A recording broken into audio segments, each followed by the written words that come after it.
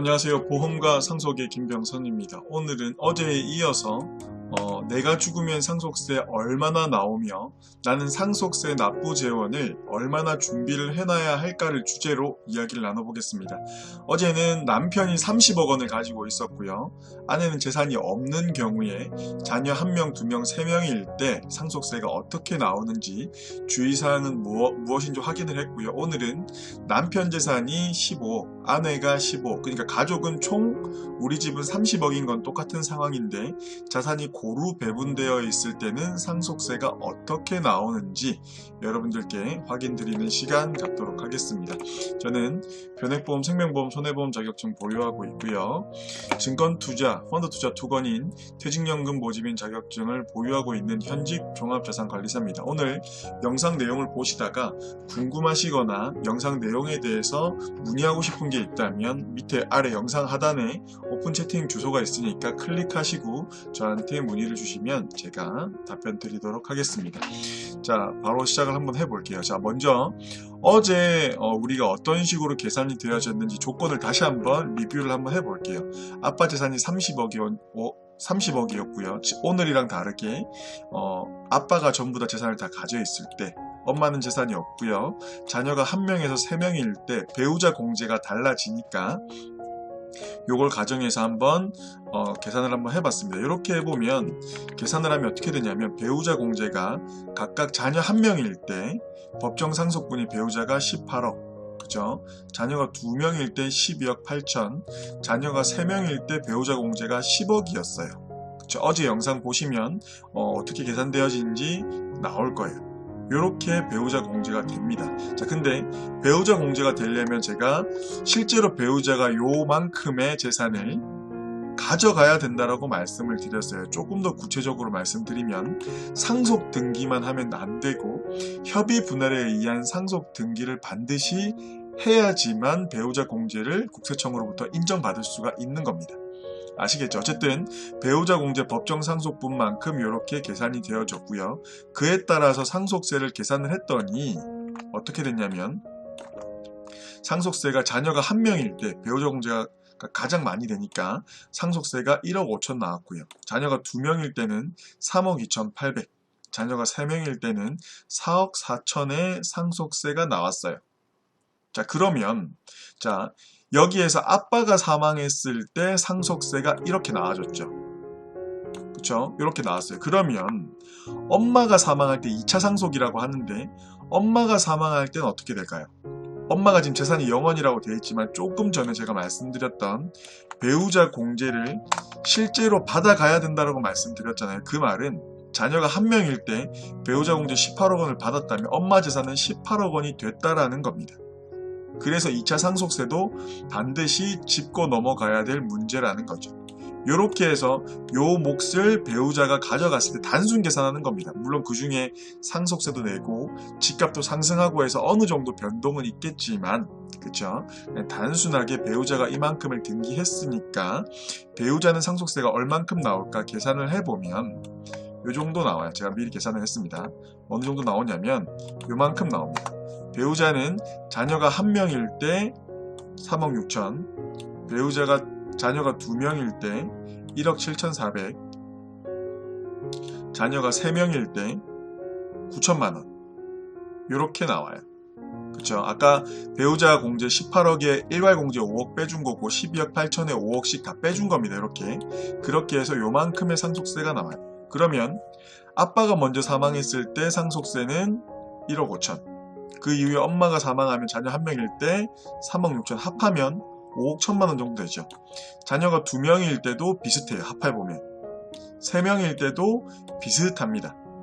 자, 근데 문제가 뭐냐면 방금 말씀드린 거에서 아빠가 먼저 사망했다라고 가정을 한 거예요.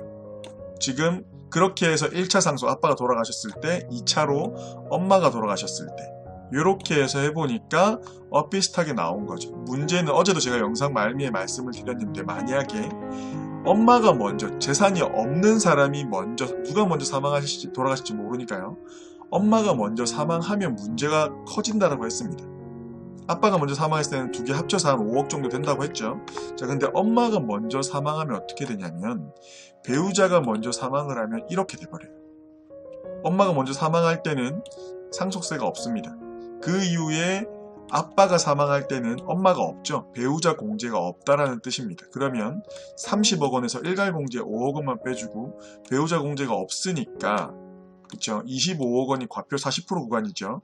누진 공제 빼줘도 8억 4천만 원의 상속세. 아까 5억이었죠. 아빠 상속세 내고 엄마 상속세 내고 합쳐도 5억 언저리였는데 8억 4천이 돼버립니다.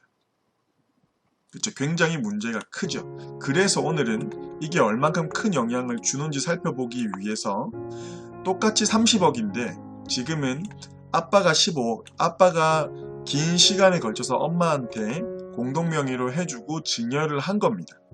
그쵸? 그렇게 해서 아빠 15억, 엄마 15억. 자녀 입장에서는 똑같을 수 있지만 어떻게 다른지 한번 볼게요. 증여를 고려하고 계신 분들이라면 눈여겨볼 만할 것 같아요. 자, 이 상태에서 우리가 배우자 공제를 한번 계산을 해봅시다. 자, 배우자 공제를 계산을 해보면 배우자 공제는 어떻게 계산하죠? 아빠가 먼저 돌아가신다고 쳤을 때 지금 상황은 똑같으니까 그쵸?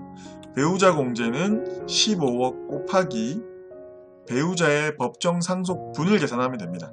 자녀가 한 명일 때는 자녀 1점, 배우자 1.5점에서 2.5분의 1.5가 배우자의 상속분이죠. 그래서 15억 곱하기 1.5 나누기 2.5를 하면 9억이 나옵니다. 자녀가 한 명일 때는. 자녀가 2명일 때는 배우자 공제는 6억 4천, 자녀가 3명일 때는 5억 원이 공제가 되는 겁니다.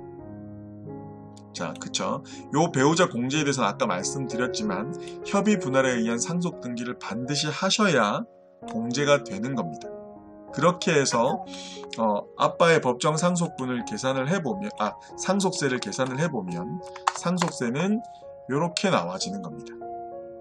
자, 아빠가 돌아가셨을 때 15억에서 9억 원을 빼주고 배우자 공제, 일괄 공제 5억 원까지 빼주니까 1억 원에 대한 상속세를 계산을 해보면 10% 구간이죠. 그쵸? 누진 공제는 없고 그래서 1,000만 원의 상속세가 나옵니다.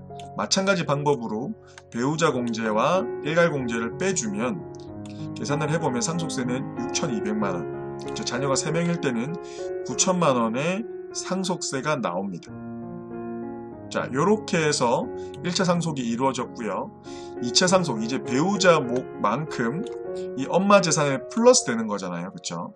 원래 제일 좋은 거는 다 밑으로 내리는 게 제일 요것도 비교를 해봐야 되겠지만 단순히 계산하는 겁니다. 그러면 엄마 재산 15억에 이 배우자 공제가 더해져야 되는 겁니다.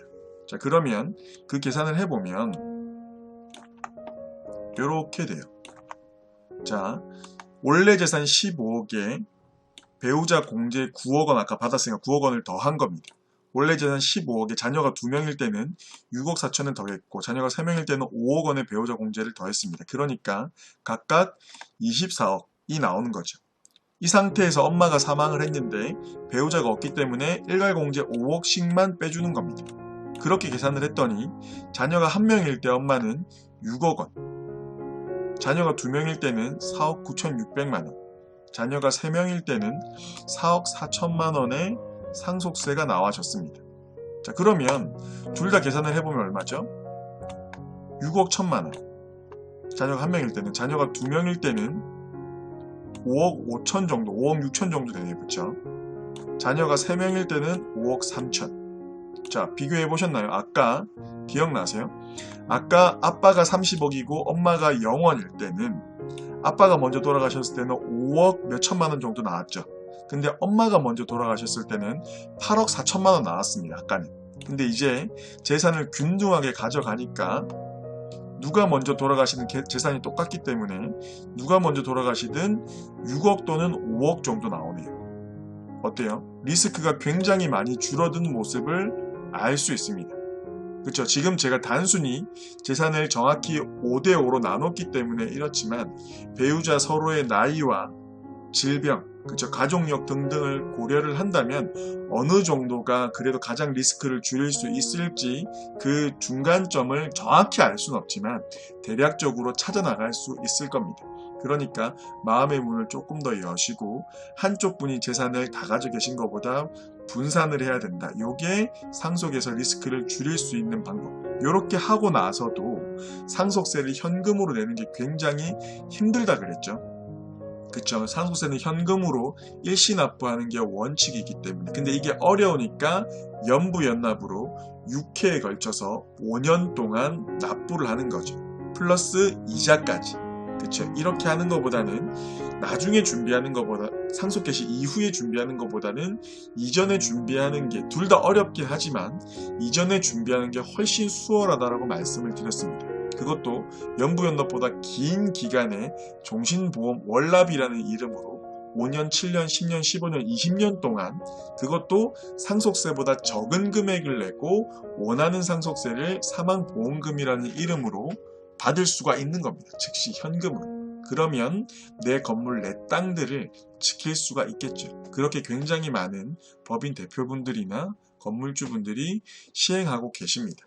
아시겠죠? 그렇게 할 때는 본인의 건강 상태, 보험회사의 재무 건전성, 그쪽 회사별로 가격 차이도 있을 거니까 그런 거를 고려하고 준비를 해야 되는 겁니다. 아시겠죠? 오늘 영상 여기까지 굉장히 중요한 내용 공유해 드렸고요.